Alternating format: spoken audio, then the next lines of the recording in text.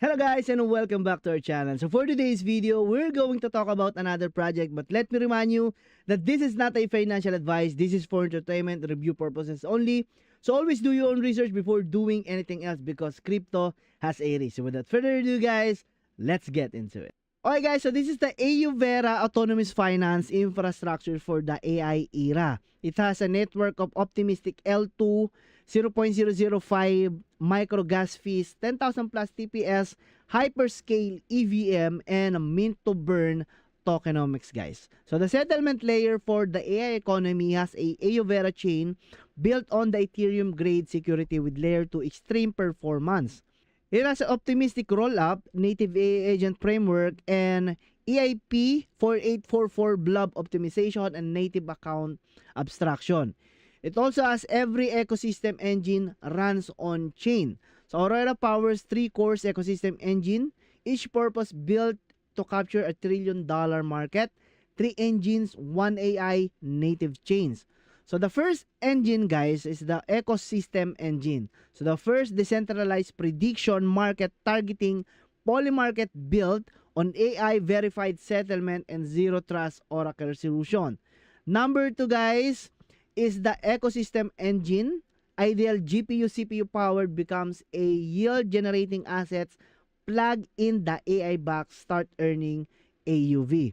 The next one is the AI agents get on-chain identity, autonomous payment rails, and independent economic status for the first time.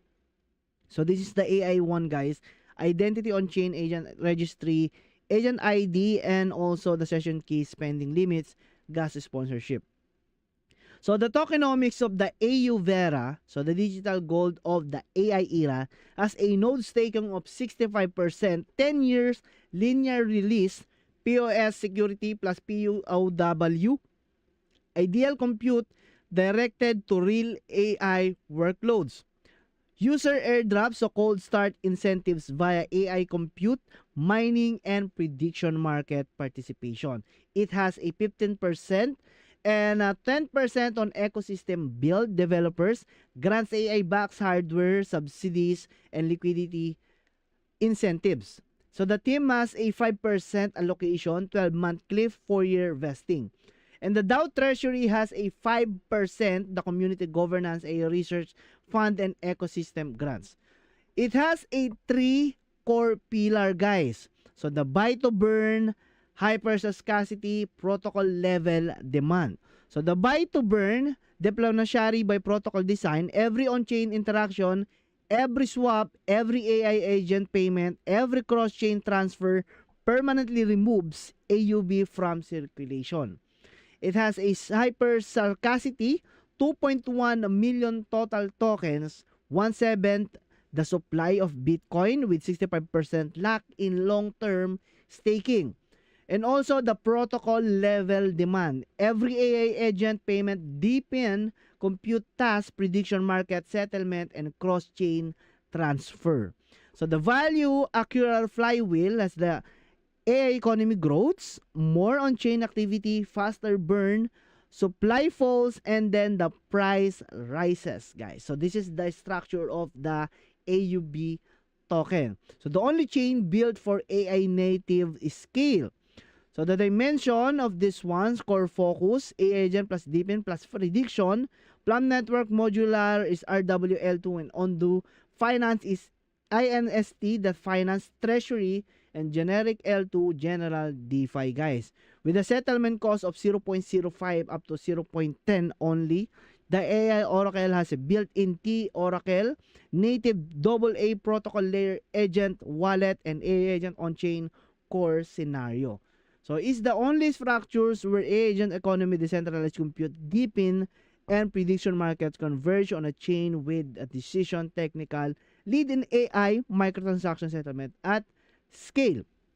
So the roadmap of the AU Vera, clear fat delivering value, phase 1 testnet, phase 2 mainnet, and then Web3 ecosystem, and the protocol maturity on 2027, guys. So this is the AUV Dev Explorer, guys. You can see all the transaction happening right here. Blockchain, internal transaction, deposit from L1 to L2, withdrawals from L2 to L1, and blockchain, text and bash, top accounts, verified contracts, tokens, and token transfers. So charts and stats, guys, of this AU Vera chain dev stats, guys. Okay, so API available here, and other verified contract and gas tracker, guys. What happens when three of crypto's fastest growing sectors collide? AI agents, DPN, and prediction markets. According to the recent industry projections, these sectors could collectively represent trillions of dollars in future economic activity. And one project is positioning itself right at the center of the convergence, the AU Vera chain. So today we break down the AU Vera chain strategy, its ecosystem design, and why supporters believe it could become a major liquidity and settlement hub for the next crypto cycle. So there are three mega trends: the AI agents, and the DePIN, and the prediction market. Let's talk about the AI agents first. The AI agents market is projected to grow rapidly over the next several years, with autonomous AI systems expected to handle transaction assets, management, and automated decision making. The second one is the DePIN, or decentralized physical infrastructure networks. These sectors connect blockchain incentives with real-world infrastructures like computing power, storage, and wireless networks. Analysis predict massive expansion as decentralized infrastructure become more valuable. And the third is the prediction market. This platform exploded in popularity thanks to political events, sports betting, and AI-driven forecasting tools. Trading volume surged dramatically throughout a 2025. AU Vera chain's thesis is simple. If these industries continue growing, they'll need a blockchain optimized for speed, liquidity, and high frequency transaction. The next one is the Avera's core infrastructure. So Avera, or AU Vera, is building three core pillars to attract liquidity and user. The first, a cross-chain bridge. The project says it's used ZK Plus TSS technology to allow assets from multiple chains to move quickly and securely into the ecosystem. Second one, a native decentralized exchange, or DEX. AU Vera use a VE33 model, a tokenomic structure popularized in DeFi ecosystem. The idea is to reward long-term token lockers with trading fee revenue. And the third is a launchpad for new project. This gives emerging protocols a place to launch directly inside the Avera ecosystem while increasing utility for the native token AUV. So the goal is to create what crypto calls a liquidity flywheel, where more users attract more capital and more capital attracts more application. And the next one, the next big thing is the big play AI plus prediction markets in this project, guys. So, but the most ambitious part of AU Vera's vision is focus on AI-driven finance today, guys. So, the project believes future AI agents will operate like autonomous economic participants with wallets, spending power, and the ability to trade 24/7 across all chains.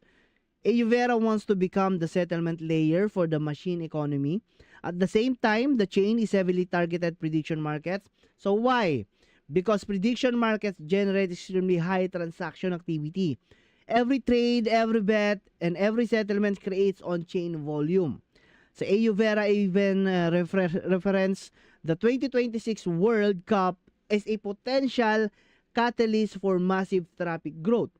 If successful, this application could drive huge transaction demand directly into the ecosystem.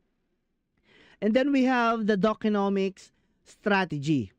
So at the center of the everything is the AUB token. According to the project, AUB is required for gas fees, trading activities, AI agent payments, cross-chain transfers, prediction market intersections, or interaction, guys. So AU Vera also promotes a deflationary model.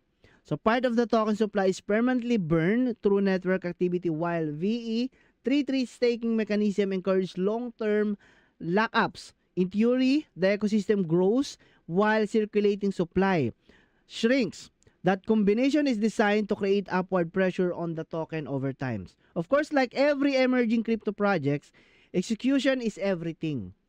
Adoption, liquidity, security, and a real user activity will ultimately determine whether the vision becomes reality. And to conclude this, guys, Ayuvera chain is making a bold bet.